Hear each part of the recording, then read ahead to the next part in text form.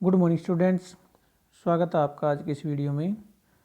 हम व्याकरण के पाठ 9 का अध्ययन कर रहे थे जिसका नाम है प्रत्यय, जिसके अंतर्गत हमने प्रत्यय की परिभाषा का अध्ययन कर लिया था। उसके बाद प्रत्यय के 3 भेद होते हैं, कृत प्रत्यय, तद्धित प्रत्यय व स्त्री प्रत्यय, जिसमें से हमने कृत प्रत्यय व उसके भेदों का अध्ययन कर लिया था। आज के इस वीडियो में हम तद्धित प्रत्यय का अध्ययन करेंगे। तो आइए शुरू करते हैं। आगे हमारा प्रत्यय का दूसरा भेद तद्धित प्रत्यय। ठीक है, पहला भेद था हमारा कृत प्रत्यय। कृत प्रत्यय कौन से होते हैं? जो प्रत्यय धातुओं के साथ जुड़कर उनके अर्थ को बदल देते हैं। ठीक है, और तद्धित प्रत्यय किसे कहते हैं हम? तद्धित प्रत्यय जो प्रत्यय संज्ञा, सर्वनाम, विशेषण तथा संख्यावाचक शब्दों के साथ जुड़कर, तो हम याद रख सकते हैं कि जो प्रत्यय शब्दों के साथ जुड़कर, ठीक है, कृत प्रत्यय किसके साथ जुड़ते हैं? धातुओं के साथ, और तद्धित प्रत्यय शब्दों के साथ जुड़कर उनके अर्थ में परिवर्तन कर देते हैं। कैसे शब्दों के साथ? संज्ञा शब्दों के साथ, सर्वनाम शब्दों के साथ, विशेषण शब्दों के साथ, या फिर संख्यावाचक शब्दों के साथ जुड़ करके उनके अर्थ को बदल देते हैं। उन्हें हम कृत प्रत्यय कहते हैं। कुछ प्रमुख कृत प्रत्यय निम्नलिखित हैं, यानी कि यहाँ पर कुछ कृत प्रत्ययों के उदाहरण दिए गए हैं, जिनमें हमारा पहला है मतुप प्रत्यय। ठीक है, मतुप प्रत्यय यहाँ पर ब्रैकेट में लिखा गया है मत या वत, अर्थात जब ये किसी शब्द के साथ जुड़ते हैं तो मतुप प्रत्यय में से केवल मत या वत शब्द ही उस शब्द के साथ जुड़ता है। क्योंकि मतुप प्रत्यय का प्रयोग कहाँ पर किया जाता है? वह इसके पास है अथवा इसमें है, या फिर वाला या वाली अर्थ में होता है। किन किन अर्थों में? वाला, वाली, जैसे धन वाला, धन वाली। ठीक है, बुद्धि, बुद्धि वाला, बुद्धि वाली। इस प्रकार के अर्थ में मतुप प्रत्यय का प्रयोग किया जाता है। या फिर वह उसके पास है, कोई वस्तु किसी के पास है तो उसके लिए भी हम मतुप प्रत्यय का प्रयोग करते हैं। ठीक है, या फिर इसमें है, कोई भी वस्तु या पदार्थ इसमें है, तो इन अर्थों में हम मतुप प्रत्यय का प्रयोग करते हैं। ठीक है, आगे कहता है कि मतुप के उप का लोप हो जाता है, यानी कि मतुप प्रत्यय जब हम किसी शब्द के साथ जोड़ते हैं तो मतुप प्रत्यय के जो अंतिम 2 वर्ण है प और उ, यानी कि उप का लोप हो जाता है। केवल शब्द के साथ मत ही जुड़ता है। ठीक है, आगे कहता है कि जिन शब्दों के अंत में अ या फिर आ हो वे प्रायः आ हो तो प्रायः मत का वत हो जाता है। यानी कि जब मतुप प्रत्यय शब्द के साथ जुड़ता है तो मतुप प्रत्यय का काल केवल मत शब्द ही शब्द के साथ जुड़ता है। लेकिन अगर शब्द का अंतिम वर्ण कैसा हो, या तो ह्रस्व अ हो या फिर दीर्घ अ हो, ठीक है, तो फिर क्या हो जाता है? मत के स्थान पर वत हो जाता है। ठीक है, मत का क्या बन जाएगा? वत बन जाएगा। ठीक है, और ये वत शब्द ही उस शब्द के साथ जुड़ेगा। उसके बाद कहता है जैसे शील प्लस मतुप, शील शब्द से जब हम मतुप प्रत्यय जोड़ेंगे तो हमारा शब्द बन जाएगा शील वत। ठीक है, क्योंकि शील शब्द का जो अंतिम वर्ण है शील का, वो है हमारा ह्रस्व अ। ठीक है, क्योंकि जब हम लय का वर्ण विच्छेद करेंगे तो क्या बनेगा? ल हलंत प्लस में अ। ठीक है, यानी कि शील शब्द का अंतिम वर्ण क्या है? अ वर्ण। ठीक है, इसीलिए यहाँ पर जब हम मतुप प्रत्यय का मत जोड़ेंगे इसके अंदर, तो मत का क्या बन जाएगा? वत बन जाएगा, और वत बन के वो शब्द के साथ जुड़ेगा तो हमारा शब्द बन जाएगा शीलवत। ठीक है, इसी प्रकार बल प्लस मतुप क्या बन जाएगा, बलवत। ठीक है, ये हमारे मूल शब्द बनेंगे इसके। कहता है कि जिन शब्दों के अंत में अ तथा आ को छोड़कर कोई इनसे भिन्न स्वर हो तो मतुप के मत का ही प्रयोग किया जाएगा। यानी कि जब शब्द का अंतिम वर्ण अ या आ होगा तो मतुप के मत का क्या हो जाएगा, वत हो जाएगा। लेकिन जब अ या आ को छोड़ करके अन्य कोई स्वर आएगा तो फिर मत ही शब्द के साथ जोड़ा जाएगा, मत का वत नहीं होगा। ठीक है, ये आपने ध्यान रखना है। जब अ या आ आएगा अंतिम वर्ण तो मत के स्थान पर वत हो जाएगा, और जब ये अ या आ नहीं आएगा, अन्य कोई स्वर आता है अ या आ से अलग, तो फिर मत ही उस शब्द के साथ जुड़ेगा। ठीक है, जैसे अग्नि, अग्नि का अंतिम वर्ण क्या है, हरिस्व ई। ठीक है, तो यहाँ पर मतुप का मत इसके अग्नि शब्द के साथ जुड़ जाएगा, तो हमारा शब्द बनेगा अग्निमत, यानी कि जिसमें अग्नि है। ठीक है, आग है। शक्ति मत प्लस मतुप तो क्या बन जाएगा, शक्तिमत, जिसमें शक्ति है या शक्तिशाली। अब कहता है मतुप प्रत्यय जुड़ने के पश्चात बने शब्दों के रूप तीनों लिंगों में चलते हैं। ठीक है, तो पुल्लिंग में वो चलेंगे आपके बलवत के समान, स्त्रीलिंग में नदी के समान, और नपुंसक लिंग में जगत के समान। ठीक है, तो यहाँ पर कुछ मतुप प्रत्यय से बनने वाले शब्दों के उदाहरण दिए गए हैं। जैसे अग्नि प्लस मतुप अग्निमत, ये हमारा मूल शब्द है, लेकिन पुल्लिंग में हमारा जो शब्द बनेगा वो बनेगा अग्निमान, और स्त्रीलिंग में अग्निमति, और नपुंसक लिंग में अग्निमत। नपुंसक लिंग हमारा मूल शब्द के समान ही बनेगा। इस प्रकार शक्ति प्लस मतुप का रूप हो जाएंगे शक्तिमान, शक्तिमती, शक्तिमत। मूल शब्द पूछेंगे तो शक्तिमत नपुंसक लिंग वाला रहेगा। इसी प्रकार बुद्धि प्लस मतुप बुद्धिमान, बुद्धिमती, बुद्धिमत। ठीक है, तो ये जितने भी हमारे मतुप प्रत्यांत शब्द हैं, इन सभी को आपने पढ़ करके एक बार याद कर लेना है, इन सभी शब्दों को। उसके बाद है हमारे भी यहाँ पर नीचे भी ये मतुप प्रत्यांत शब्द दिए गए हैं। उसके बाद अगला प्रत्यय आता है हमारा णीनी प्रत्यय। ठीक है, कौन सा प्रत्यय, णीनी प्रत्यय अथवा इनी प्रत्यय। णीनी को हम इनी प्रत्यय के नाम से भी जानते हैं, क्योंकि जो णीनी शब्द है यानी कि णीनी प्रत्यय है, जब ये किसी शब्द के साथ जुड़ता है तो इसमें से ण और अंतिम वर्ण है जो ई, इन दोनों का लोप हो जाता है।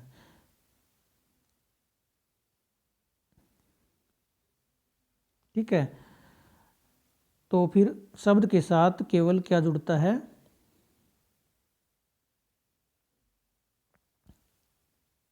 इन जुड़ता है। क्या जुड़ता है, इन।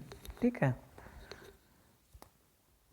तो इसके बारे में बताते हैं कि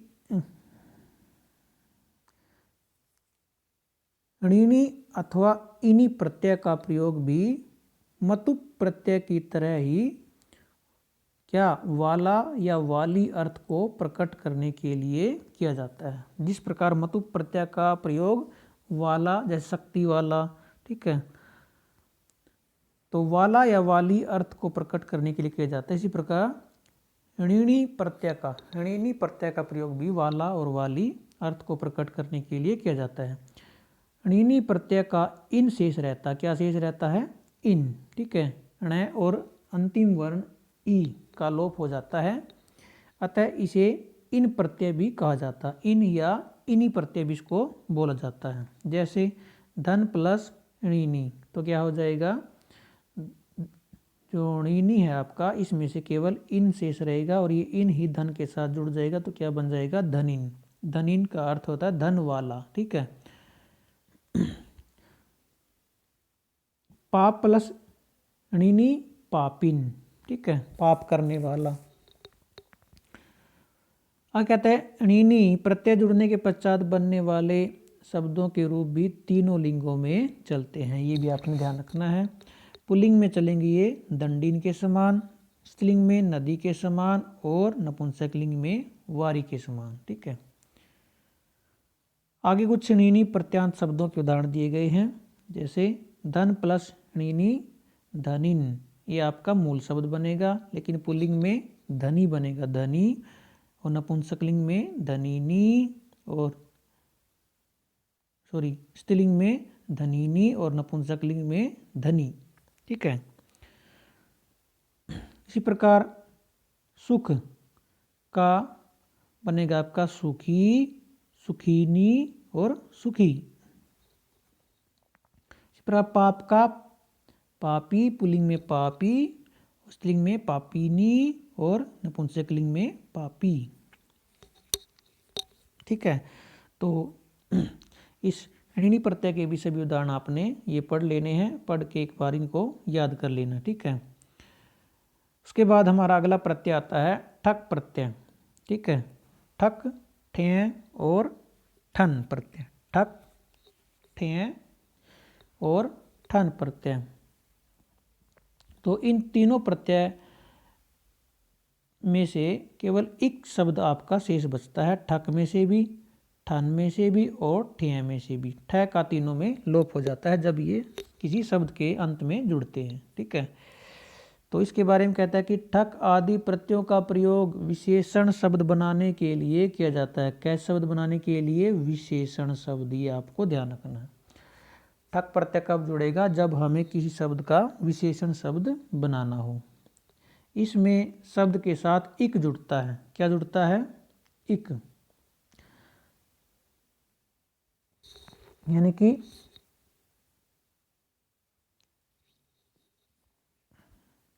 जो जब ये ठक, ठें और ठन प्रत्यय शब्द के साथ जुड़ते हैं तो ये इनके स्थान पर क्या हो जाता है? इक, यानी कि ये इक बन करके शब्द के साथ जुड़ेंगे। इनके स्थान पर फिर बाद में इक आदेश हो जाता है। उसके बाद कहता है साथ ही प्रथम स्वर की वृद्धि हो जाती है। जो शब्द का सबसे पहला स्वर होता है उसकी क्या हो जाती है? वृद्धि हो जाती है। जैसे अगर शब्द का प्रथम स्वर आता है ई, तो ई की वृद्धि हो जाएगी आई। ठीक है। ऊ में से कोई आता है ऊ, ठीक है, तो ऊ की वृद्धि क्या हो जाएगी? औ हो जाएगी। ठीक है। इस प्रकार से इसके दो नियम आपने ध्यान रखने हैं। जब ये प्रत्यय किसी शब्द के साथ जुड़ते हैं तो इनके स्थान पर क्या हो जाता है? इक हो जाता है। वह शब्द के प्रथम वर्ण को वृद्धि हो जाती है। ठीक है। जैसे यहाँ पर पहला उदाहरण दिया गया है कि यदि पहला वर्ण ए हो तो ए को आ हो जाता है, यानी कि ए की वृद्धि वाला रूप क्या होता है? आ। ठीक है। उसके बाद कहता है, जैसे उदाहरण दिया गया धर्म प्लस इक। ठीक है। धर्म प्लस इक, तो धर्म प्लस ठक, तो ठक का क्या बन जाएगा? इक। और जो धर्म का प्रथम वर्ण है, ध के अंदर जो ए है, प्रथम स्वर है, जो धर्म शब्द का प्रथम स्वर क्या है? ध प्लस ए। ध का जो ए वर्ण है, ध के अंदर जो ए वर्ण है, ये धर्म का प्रथम स्वर है, तो इसको क्या हो जाएगी? वृद्धि हो जाएगी। ए का क्या बन जाएगा? आ, यानी कि ध का क्या बन जाएगा? धा। ठीक है। धा, और इसके साथ क्या जुड़ जाएगा? इक। क्या बन जाएगा हमारा शब्द? धार्मिक। ठीक है। उसके बाद है हमारा अगला समाज प्लस इक सामाजिक बन जाएगा। समाज प्लस इक सामाजिक, जो समाज का प्रथम वर्ण है, स के अंदर ए वर्ण है, उसकी वृद्धि हो जाएगी, सा बन जाएगा उसका सामाजिक। ठीक है। सामाजिक, ये आपका शब्द बन जाएगा ठक प्रत्यय जुड़ने से। इसी प्रकार कहता है यदि पहला वर्ण ई हो, ठीक हो, पहला वर्ण शब्द का ई या फिर ए हो, या ई हो, हरिस्व ई हो, दीर्घ ई हो या फिर ए हो, तो इन तीनों के स्थान पर क्या हो जाएगा? आई हो जाएगा। ठीक है। और उसके साथ बाद में इक जुड़ जाएगा। जैसे है इतिहास। ठीक है। इतिहास प्लस ठक, इतिहास प्लस ठक, तो ठक का क्या बन जाएगा? इक। ऐतिहासिक, इतिहासिक, और प्रथम वर्ण क्या है यहाँ पर? ई का क्या हो जाएगा? आई। ऐतिहासिक हमारा शब्द बन जाएगा ऐतिहासिक। ठीक है। उसके बाद वेद प्लस ठक क्या बन जाएगा, यहाँ पर प्रथम वर्ण क्या आया है ए, तो ए का क्या बन जाएगा आई, वही दिक, बाद में क्या जुड़ जाएगा इक, वैदिक। अगला है हमारा यदि पहला वर्ण उ या फिर ओ हो, ऋस्व ऊ हो, दीर्घ ऊ हो या फिर ओ हो, तो इन तीनों के स्थान पर क्या हो जाएगा, ठक प्रत्यय जुड़ते समय औ हो जाएगा। ठीक है, क्या हो जाएगा औ। जैसे है यहाँ पर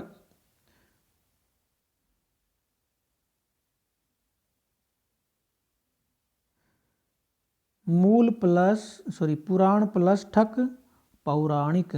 पुराण में जो प्रथम स्वर है वो क्या है उ, तो उ का क्या हो जाएगा औ। ठीक है, तो यहाँ पर क्या बन जाएगा उसका पौराणिक, ये शब्द आपका बन जाएगा पौराणिक। इस प्रकार मूल प्लस ठक, मूल का जो प्रथम वर्ण क्या है उ। ठीक है, तो जब हम इसे ठक प्रत्यय जोड़ेंगे तो क्या बन जाएगा इसका उ का औ बन जाएगा मौलिक। ठीक है, क्या शब्द बन जाएगा हमारा मौलिक। उसके बाद कहता है कि ठक आदि प्रत्यय जुड़ने के पश्चात बनने वाले शब्दों के रूप तीनों लिंगों में चलते हैं। तो इसके ठक प्रत्यांत शब्दों के रूप भी तीनों लिंगों में चलते हैं। पुल्लिंग में देव की तरह चलेंगे, स्त्रीलिंग में नदी की तरह और नपुंसक लिंग में फल की तरह। ठीक है, तो यहाँ पर कुछ ठक प्रत्यांत शब्दों के उदाहरण दिए गए, जैसे समाज प्लस इक सामाजिक, स्त्रीलिंग में सामाजिकी और नपुंसक लिंग में सामाजिकम। इसी प्रकार हमारा जैसे है अस्थि प्लस ठक आस्तिक, पुल्लिंग में क्या बन जाएगा आस्तिक, स्त्रीलिंग में आस्तिकी और नपुंसकलिंग में आस्तिकम। ठीक है, धर्म प्लस इक धार्मिक, धार्मिकी और धार्मिकम। तो इस प्रकार आपने ये सभी उदाहरणों को एक बार पढ़ लेना है, पढ़ने से ही याद हो जाएंगे आराम से। उसके बाद हमारा अगला प्रत्यय है तव प्रत्यय। ठीक है, तव प्रत्यय कहता है कि तव प्रत्यय का प्रयोग भाववाचक संज्ञा बनाने के लिए किया जाता है, ये आपने ध्यान रखना है। जैसे ठक प्रत्यय का प्रयोग किस लिए किया जाता था, विशेषण शब्द बनाने के लिए, तो इसी प्रकार तव प्रत्यय का प्रयोग किस लिए किया जाएगा, भाववाचक संज्ञा बनाने के लिए किया जाता है। ठीक है, कहता है कि तव प्रत्यय का तव ही शब्द के साथ जुड़ता है, इसमें से कुछ भी लोप नहीं होता, तव का तव सेम शब्द के साथ जुड़ जाएगा। तव प्रत्यांत शब्दों का प्रयोग सदैव नपुंसक लिंग एक वचन में होता है, यानी कि जब तव प्रत्यांत शब्द बनेंगे वो कैसे होंगे, नपुंसक लिंग और एक वचन। ठीक है, और इसी रूप में इनका प्रयोग होता है।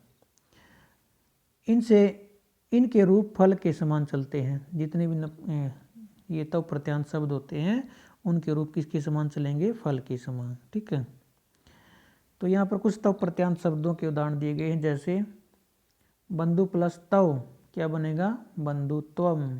ठीक है, बंधुत्वम, और इसके रूप चलेंगे फल की तरह, और किसमें, सिर्फ एक वचन में, क्योंकि इसका प्रयोग केवल नपुंसक लिंग एक वचन में ही होता है। द्विवचन व बहुवचन में इसके रूप नहीं बनते, क्योंकि इसका प्रयोग उनमें नहीं किया जाता। तो इसके रूप जैसे फल के रूप चलते हैं एक वचन में, फलम फलम, फलेन फलाय फलात। ठीक है, फलस्य फले। तो इसी प्रकार आपके इसके रूप बन जाएंगे बंधुत्वम बंधुत्वम, बंधुत्वेन, बंधुत्वाय, बंधुत्वात्, बंधुत्वस्य, बंधुत्वे।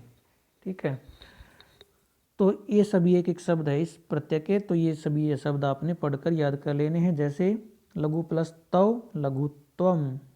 ठीक है, उष्ण प्लस तव उष्णत्वम, कटु प्लस तव कटुत्वम, मूर्ख प्लस तव मूर्खत्वम। ठीक है, ये सारे उदाहरण आपने एक बार पढ़ लेने हैं। उसके बाद हमारा अगला प्रत्यय आता है तल प्रत्यय। तल प्रत्यय का प्रयोग भी भाववाचक संज्ञा बनाने के लिए किया जाता है। तव का भी और तल का, इन दोनों प्रत्ययों का प्रयोग भाववाचक संज्ञा बनाने के लिए किया जाता है। शब्द के साथ तल प्रत्यय जुड़ने पर तल का ता हो जाता है, तल का क्या हो जाता है, ता। ठीक है, यानी कि तल जब किसी शब्द के साथ जुड़ेगा तो वो क्या बनकर जुड़ेगा, ता बनकर के। ठीक है, तल के स्थान पर फिर बाद में ता आदेश हो जाता है। तल प्रत्यांत शब्दों का प्रयोग सदैव स्त्रीलिंग एकवचन में। जैसे तव का प्रयोग कहाँ पर होता है? नपुंसक लिंग एकवचन में। इसी प्रकार तल प्रत्यांत शब्दों का प्रयोग किसके रूप में किया जाएगा? स्त्रीलिंग एकवचन शब्दों के रूप में। ठीक है। इसके रूप लता रूप के समान चलते हैं। जितने भी तल प्रत्यांत शब्द हैं उनके रूप किसके बराबर चलेंगे? लता शब्द के बराबर। जैसे बंधु प्लस तल तो क्या बन जाएगा? तल का क्या जुड़ता है? ता। तल का ता बन करके शब्द के साथ जुड़ेगा तो क्या बन जाएगा? बंधुता। ठीक है। और इसके रूप किसके समान चलेंगे? लता के समान। जैसे और ये भी हमारे एक वचन में ही इनके रूप बनते हैं। जैसे लता, लताम, लतया। इसी प्रकार इसके रूप हो जाएंगे बंधुता, बंधुताम, बंधुतया, बंधुतायई, बंधुतायाः, बंधुतायाः, बंधुतायाम। इस प्रकार सभी विभक्तियों के सिर्फ एक वचन में इसके रूप बनते हैं।